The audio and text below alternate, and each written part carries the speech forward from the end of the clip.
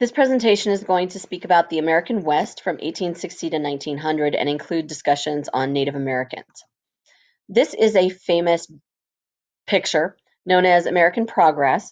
And here, if you look at it, you see on the left with a lot of detail, more darkened skies. You see the bison running, you see Native Americans, and it's meant to show kind of the savagery and the uncivilized aspect of the way people perceived both Native Americans as well as the West to be someplace untamed that needed to be settled.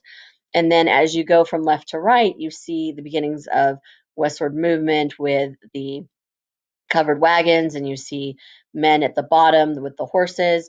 And if you look at the woman herself, the book that she's carrying has to do with education. In her hand is telegraph lines. Below her is a stagecoach. To the right of her is a railroad. Out in the harbor, you see shipping, and notice how the sky is really light, and it's made to seem as if the American settler is bringing progress with him as he moves west and tames the land as well as the Native Americans. So this is a really important one for you to be familiar with.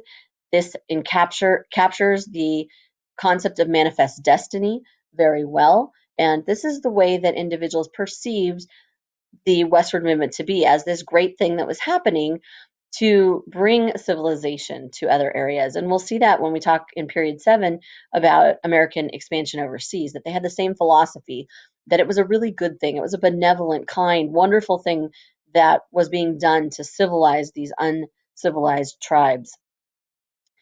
In the Gilded Age, you have three different things going on, and we've already talked about industrialization with the rise of big business that's happening in factories. We've talked about Reconstruction and the rise of Jim Crow. It's going to happen in the southern part, but in the middle part of the country and into the west, we have ranching, mining, and farming that are going to happen. A very important figure is Frederick Jackson Turner, and he's going to write a book called The Significance of the Frontier in American History. And this is a book that is important to be familiar with. And his argument is that the frontier has been closed, that there is no more expansion. And America's story is always about expansion. And what are we supposed to do if we don't have this ability to expand further?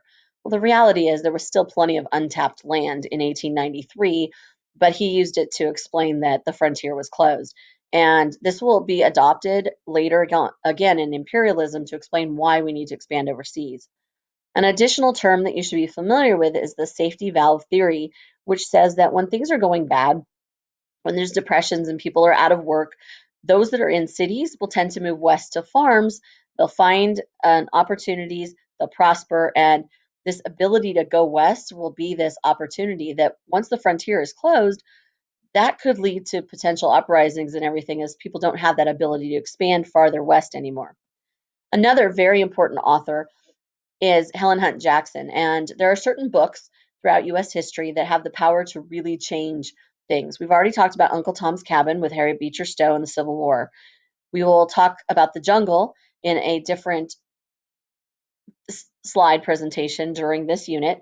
Silent Spring we'll talk about during the 1960s and 70s. But Helen Hunt Jackson's Century of Dishonor talks about the Native American treatment, and it really gets people who haven't been paying that much attention or really haven't understood what has happened to Native Americans to really feel sorry for them and believe that there's too much unjust treatment happening. And so she's going to be a reformer really through this book. The American West has a promise of land. However, there's definitely a lot of hardship along the way, and you can see here that millions of acres are for sale in Iowa and Nebraska, according to this. And one of the things that's not really explained here is that there were already people who lived here, Native American tribes, and they're going to be continually displaced as people move farther west.